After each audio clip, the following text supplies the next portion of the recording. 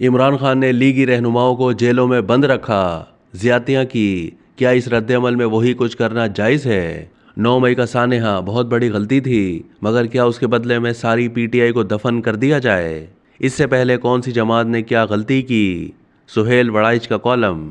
Senior صحافی اور تجزیہ نگار سہیل وڑائچ نے اپنے کالم کا آغاز اس شعر سے کیا ہے: تسی اچے تہاڈی ذات بھی اچی، تسی اچ شہر دے رہن والے، اسی کسوری ساڈی ذات کسوری، اسی قصور شہر دے رہن والے۔ وہ مزید لکھتے ہیں کہ بھلے شاہ کے اس مشہور پنجابی شعر کو مستعار لیتے ہوئے آج میری اچ شہر سے مراد راولپنڈی شریف ہے، اور آج کے مخاطب اس شہر کے پیر استاد، کئی جرنیلوں کے تعلیمی مرشد، سینیٹر، سابق وزیر با تدبیر اور آج کل نون لیگ کے پالیسی ساز، ترجمان اور منشور کمیٹی کے یک و تنہا چیئرمین جناب عرفان صدیقی ہیں۔ جبکہ آج کے کالم کا قصوری یہ قصور والا کالم نویس ہے، جو ان دنوں لڑائی کے بجائے مفاہمت اور تندیوں کے بجائے معافی اور صبر کی بات کر رہا ہے۔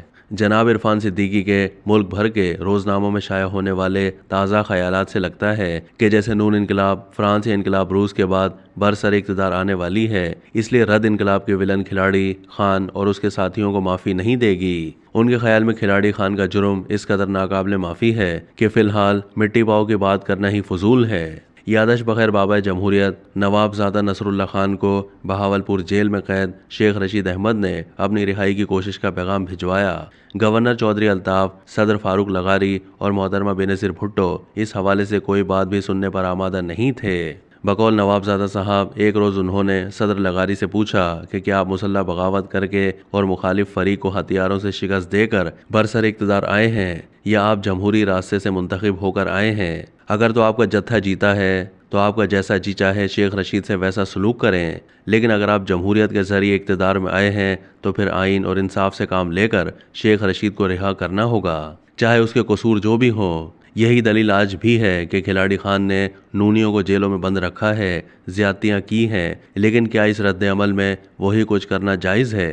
ایسا کرنا جمہوریت نہیں، انتقام کا تسلسل ہوگا۔ مانا کہ کھلاڑیوں نے 9 مئی کو پہاڑی غلطی کی، یہ قصوروار صحافی تو ساتھی صحافیوں کے ساتھ بار بار جا کر کھلاڑی خان کو کہتا رہا کہ سیاستدانوں کے ساتھ مذاکرات کرو، مگر اس نے یہ بات نہ مانی۔ 9 مئی کا سانحہ ہوا، یہ بہت بڑی غلطی تھی، مگر کیا اس کے بدلے میں ساری پی ٹی آئی کو مار دیا جائے؟ کیا یوتھ اور مڈل کلاس کے جذبات پر مشتمل اس پارٹی کو دفن کر دیا جائے؟ 9 مئی کھلاڑیوں کی بہت بڑی غلطی سہی، مگر کیا کسی جماعت نے اس سے پہلے کوئی غلطی نہیں کی؟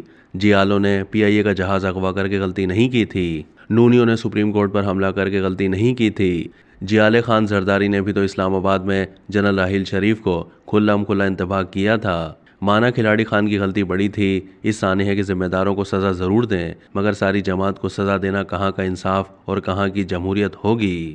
جناب استاد نے فرمایا، مٹی پاؤ والا معاملہ نہیں ہو سکتا۔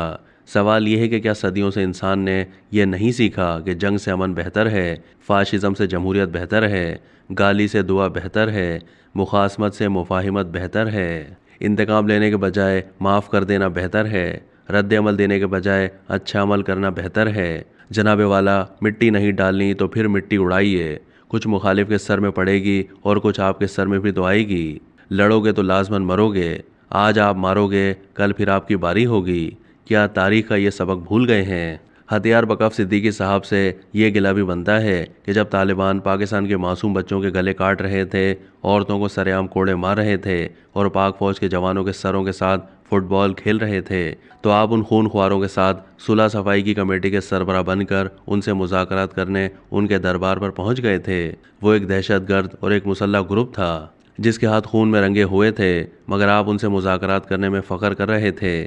اور آج دوسری طرف پاکستان کی غیر مسلح سیاسی جماعت ہے جس کے ساتھ بات چیت کرنے کو آپ گناہ کبیرہ گردان کر رہے ہیں۔ یہ کھلا تضاد نہیں تو اور کیا ہے؟ پاکستان کے آئینی اور جمہوری ملک ہونے کے سبب ہم سب کا فرض ہے کہ سب کے لیے ایک جیسے اصول وضع کریں۔ جب قابل احترام صدیقی صاحب کو غلط طور پر 1-2 روز کے لیے گرفتار کیا گیا تو اہل صحافت نے ہاہاکار مچا دی۔ آپ نے خود اپنی گرفتاری کے عمل کو قلم کو ہتھ کڑی کا نام دیا اور اپنی وہ تصویر بھی عام کی جس میں ہتھ کڑی لگے ہاتھوں میں قلم نظر آ رہا ہے۔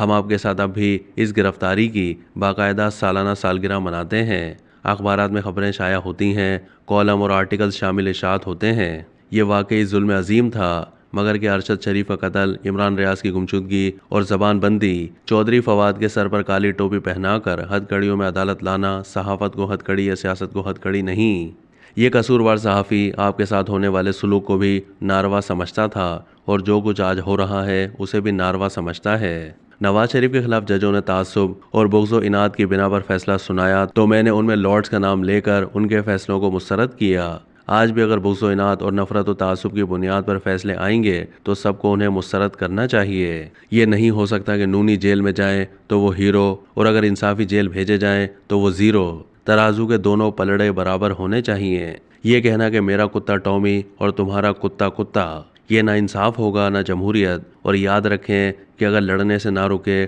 تو پھر آپ کا مقدر بھی مرنا ہوگا۔ انصافیوں کو تو نہ مار سکو گے، کل نونیوں کی باری بھی ضرور آئے گی۔ یہی قدرت کا اٹل فیصلہ ہے۔ اب تک کے لیے اتنا ہی۔ مزید معلومات کے لیے ڈیلی جنگ کے یوٹیوب چینل کو سبسکرائب کیجیے۔